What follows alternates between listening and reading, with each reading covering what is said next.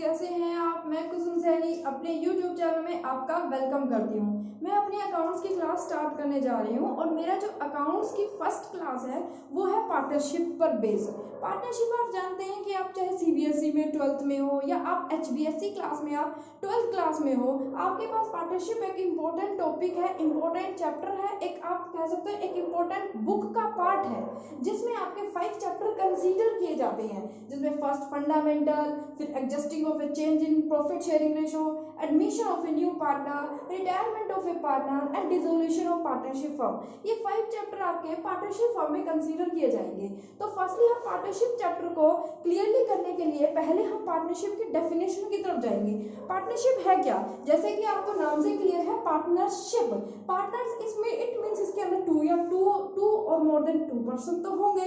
अब आपके मन में एक क्वेश्चन आएगा कि मैम जब दो या दो से अगर पर्सन कोई चीज को परचेज कर लेते हैं तो क्या वो भी पार्टनर्स कहलाएंगे? जनरली हम बोल देते हैं कि अगर किसी ने प्रॉपर्टी परचेज की है राम और श्याम ने मिलके तो क्या मैम ये पार्टनरशिप है? बट नहीं, आप ऐसा नहीं बोल सकते बिकॉज वो पार्टनरशिप नहीं है। पार्टनरशिप एक वो वर्ड है जो पार्टनरशिप जहां स्टार्ट होती है वहां पर दो या दो से जो मिनिमम 2 और मोर देन पर्सन होंगे वो रनिंग फुली बिजनेस कैरी करेंगे जिनका पर्पस होगा मोटिव अर्निंग मनी।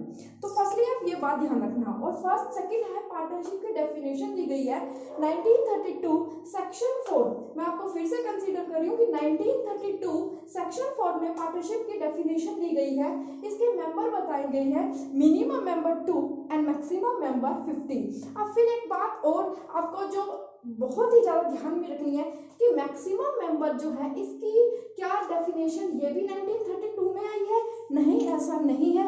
और मोस्टली स्टूडेंट कंफ्यूज भी इसी पॉइंट पर हो जाते हैं। और अब हमें क्या है, पहले जो होता था हमारे पास लॉन्ग क्वेश्चन ज्यादा आते थे, अब हमारे पास लास्ट ईयर से CBSE ने MCQ स्टार्ट कर दिया, तो अब हमें क्वेश्चंस के चैप्टर्स को बहुत ही डीपली से रीड करना पड़ेगा। और डीपली से रीड करने के लिए हमें एक एक पॉइंट क्लियर होना चाहिए। Right students? यस। तो मैक्सिमम मेंबर आपके 50 और इसकी डेफिनेशन इसके बारे में बताया गया इंडियन कंपनी एक्ट 2013 के सेक्शन 464 में। आपको ये बात क्लियर होनी चाहिए। फिर हमारा एक और मोस्ट इंपोर्टेंट टॉपिक है पार्टनरशिप डीड। अब ये कहेंगे मैम पार्टनरशिप डीड क्या है?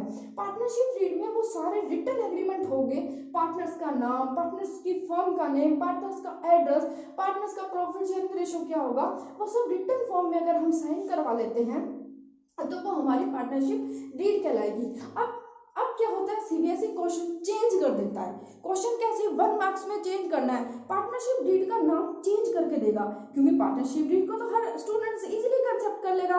लेकिन हमारे जो है 100 मार्क्स में से अगर जो पेपर सेट होता है तो 20 मार्क्स के क्वेश्चन ऐसे सेट होते हैं जो हमें इजीली 100 तक पहुंचने नहीं देते। और वो जो 20 मार्क्स कैरी करने हैं वो हमें ऐसे वर्ड से फाइंड आउट करने पड़ेंगे जहां CBSE का ध्यान जाता है और मैक्सिमम स्टूडेंट का ध्यान नहीं जाता।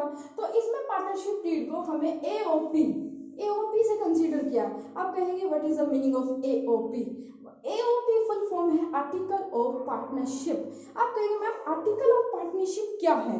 आपको मैं एक बात क्लियर कर दूं स्टूडेंट्स, जो आपने कंपनी में टॉपिक पढ़ा है ये है आपकी सपोज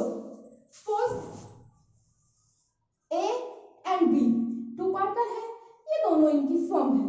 अब आप ध्यान से समझिए, A एंड B ये 2 पार्टनर्स हैं। अगर आप ये दोनों इंटरली कोई भी डिसीजन लेते हैं अपनी पार्टनरशिप फर्म में, वो कहलाएगा AOP, आर्टिकल ऑफ पार्टनरशिप। लेकिन अगर यही डिसीजन कोई बाहर से मतलब रिलेशनशिप आउटसाइडर से, तो वो आपका कहलाएगा MOP, memorandum of partnership.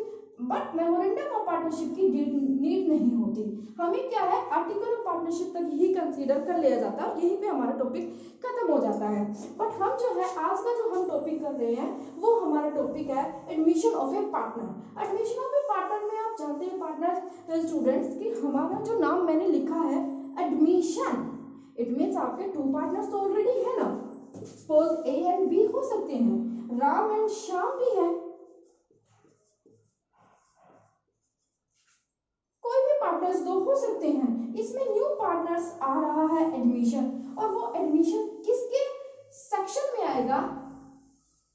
Partnership act 1932 section 31(1) में कोई भी एक न्यू पार्टनर आपकी पार्टनरशिप फॉर्म में एडमिट हो सकता है with the consent of all existing partner. Means अगर आपका सी न्यू पार्टनर आ रहा है तो ए एंड बी की परमिशन ग्रांटेड होगी। यही आपका है कि ए एंड बी की परमिशन ग्रांटेड होगी तभी आपका सी एक न्यू पार्टनर आएगा। तो अभी आप स्टूडेंट जानते होंगे कि मैम क्वेश्चन हमारा स्टार्ट यही से हुआ है कि मैम जब पार्टनर्स दो थे आपके पास और फिर आपके पास एक न्यू पार्टनर्स आया है तो क्या आपका न्यू पार्टनर्स आने से आपके पार्टनरशिप के फॉर्म में प्रॉफिट शेयरिंग रेशो में चेंज होगा? हाँ होगा, और वही आपको कैलकुलेट करना है। इसके आपके पास 4 केस हैं। फर्स्ट केस है केस 1। स्टूडेंट ध्यान से, case 1, A and B 2 partner है, 3:2 रेशो है, सी आपका न्यू पार्टनर है, न्यू पार्टनर आप ऐसे लिखेंगे, और सी जो है 1/6 शेयर के लिए आ रहा है, फुल स्टॉप। आपके पास इसके अलावा और कोई भी इंफॉर्मेशन नहीं है। ए एंड बी पार्टनर है, 3:2 रेशो है, और सी आपका 1/6 के लिए आपको आ रहा है। तो आप इस केस में न्यू रेशो कैसे कैलकुलेट करेंगे? फर्स्टली हम let total profit 1, let total profit 1 and remaining profit 1 minus 1/6, it means 5/6, and आपका एज न्यू प्रॉफिट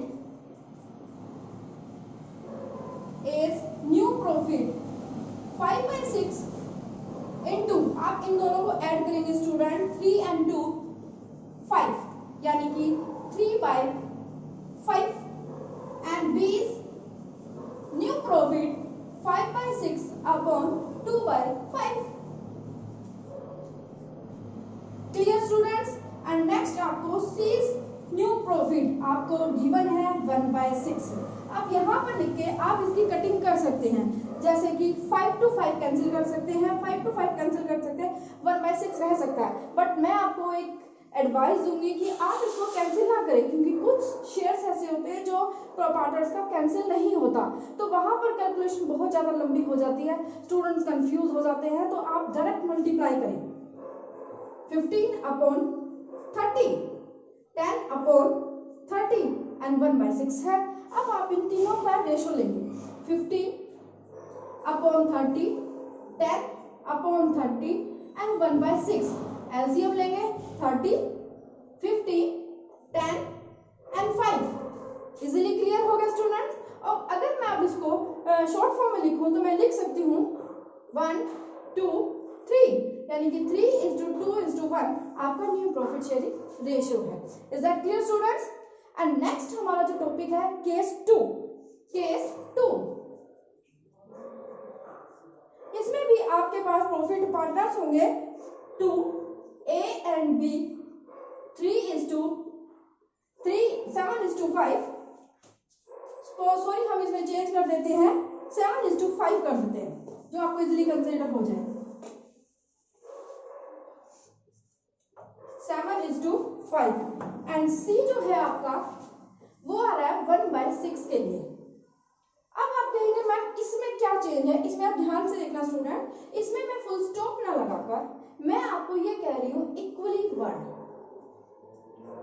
इक्वली मतलब सी पार्टनरशिप फॉर्म में आ रहा है और वो इक्वली शेयर ले रहा है ए एंड बी से।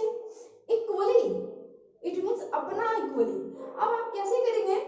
सी का 1/6 इनटू, अगर 6C से न्यू पार्टनर से पहले 2 पार्टनर्स हैं तो आप मल्टीप्लाई करेंगे 1/2। ध्यान से स्टूडेंट्स, अगर न्यू पार्टनर से पहले आपके 2 पार्टनर्स हैं तो मल्टीप्लाई करेंगे 1/2, और अगर न्यू पार्टनर से पहले आपके 3 पार्टनर हैं तो मल्टीप्लाई करेंगे 1/3। अब आप इसे मल्टीप्लाई करते हैं 1/12, तो 1/12 एक ऐसा शेयर है, एक ऐसा पार्ट है जो वो ए से भी ले रहा है और वो बी से भी ले रहा है। It means as new share, as new share 7, आप इनको स्टूडेंट्स ऐड करेंगे 12, 7/12 माइनस 1/12, क्योंकि आपने इससे ये शेयर ले लिया है तो ये आपका माइनस हो जाएगा। फिर आपके पास आता है 20 शेयर 5/12 माइनस 1/12, क्योंकि आपने इससे भी शेयर ले लिया है। फिर आपके पास C, आप इसको 1/6 भी लिख सकते हैं स्टूडेंट्स। और एक बात और ध्यान रखना, और क्योंकि आप 1/12 A से ले रहे हो, 1/12 B से ले रहे हो, आप ऐसे भी लिख सकते हो एंड 2/12 भी लिखा जा सकता है, बट आप इसको क्रॉस कटिंग करेंगे 2 6 मतलब 1/6 ही आ गया। अब आप इसको क्या करेंगे, रेशियो कैलकुलेट करेंगे, A/B/C 12 6/12 12 4/12, यानी कि आप लिख सकते हो 6/12 4/12 1/6। एलसीएम लिया 12 6 4 2। अब मैं इसको भी कैंसिल करके इसको शॉर्ट फॉर्म में बना देती हूँ 2 1 2 एंड 3। तो स्टूडेंट्स आपका न्यू टॉपिक क्लियर हो गया, न्यू रेशो 3:2:1। ये मेरे 2 केस है, न्यू रेशो कैलकुलेट करने के इस चैप्टर में 4 केस है, वो मेरे 2 केस नेक्स्ट वीडियो में मिलेंगे। Thank you so much.